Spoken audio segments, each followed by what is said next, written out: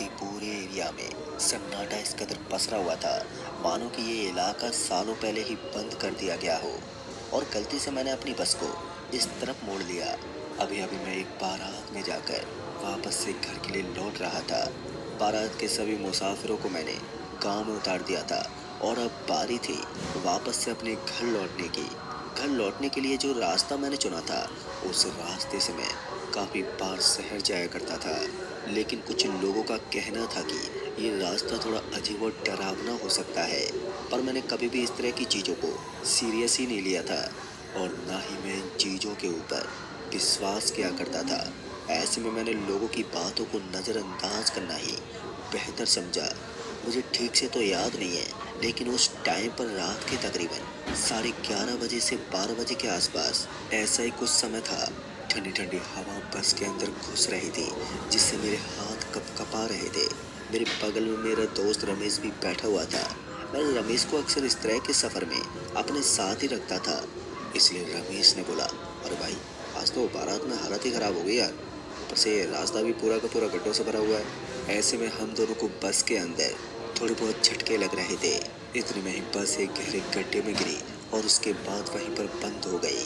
दोबारा जब मैंने बस को स्टार्ट करने की कोशिश की, तो वो स्टार्ट होने का नाम ही नहीं ले रही थी। इस बार मुझे थोड़ा गुस्सा तो आया, लेकिन फिर मुझे ही लगा कि हो सकता है बस के किसी हिस्से में खराबी आ गई हो। इसलिए मैं नीचे उतरा और चेक करने की कोशिश करने लगा, लेकिन बस को चेक करना मेरी हैसियत से बाहर था। इसलिए मैंने एक आधी जगह से चेक करके बस को यूं ही छोड़ दिया। मैं फिर से ड्राइविंग सीट पर गया और बस को रीस्टार्ट करने की कोशिश की, लेकिन फिर से मुझे वही अंजाम देखने को मिला। शायद बस के गर्म इंजन ने एकदम से ठंड पकड़ ली थी, जिस वजह से वो स्टार्ट नहीं हो रहा था। इसी बात को जाहिर करते हुए रमेश ने भी बोला, अरे भाई, लगता है जोरदार ठंड के अंदर तुम्हारी बस के पुराने इंजन ने ठंड पकड़ ली है, जिसकी वजह से इसका स्टार्ट हो पाना बहुत मुश्किल हो गया है। उसकी बात सुनकर मैंने भी उसकी बात पर सहमति जताते बोला, अरे भाई, मुझे पहले मालूम था कि ये पुराना इंजन कहीं ना कहीं तो धोखा देगा ही। ऐसी हालत में मैं और रमेश बस के अंदर आकर बैठ गए। हम बस को स्टार्ट करने में तो नाकाम थे, इसलिए हम दोनों ने ठंड से बचने के लिए बस को चारों तरफ से बंद करके उसके अंदर ही बैठे रहे। मैंने एक दो जनों को फ़ोन करने की भी कोशिश की, लेकिन इतनी रात को कोई भी मेरा फ़ोन अटेंड ही नहीं कर रहा था। शायद सभी के सभी घोड़े बेचकर नींद के आगोश में थे। मैं एक दो मैकेनिक को भी जानता था, लेकिन उन्होंने भी मेरे फ़ोन का कोई जवाब ही नहीं दिया, जिस वजह से मुझे अब खुद पर ही गुस्सा आ रहा था।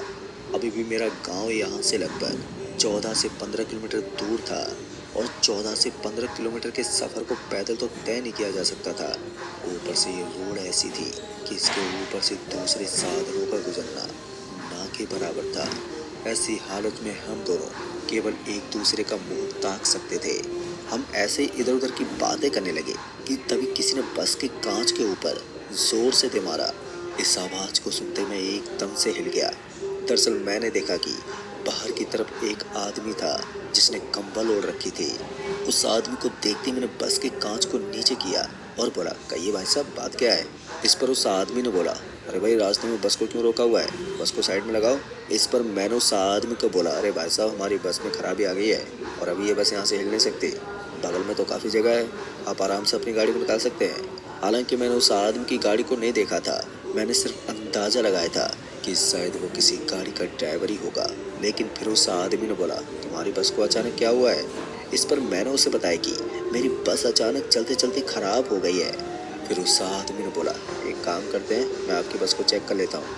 पहले तो मुझे लगा कि उस आदमी से कुछ भी नहीं होगा, लेकिन फिर वो बस के आगे की तरफ गया और पता नहीं उसने क्या किया कि दोबारा वो मेरे पास आकर बोला, एक काम करो, अब बस को दोबारा स्टार्ट करो। इस बार जैसे मैंने बस को स्टार्ट करने की कोशिश की, तो पहली बार में बस स्टार्ट हो गई। फिर उस आदमी ने बोला, मुझे भी ज़रा आगे तक जाना है, तो अगर आप मुझे छोड़ देंगे तो आपकी मेहरबानी होगी।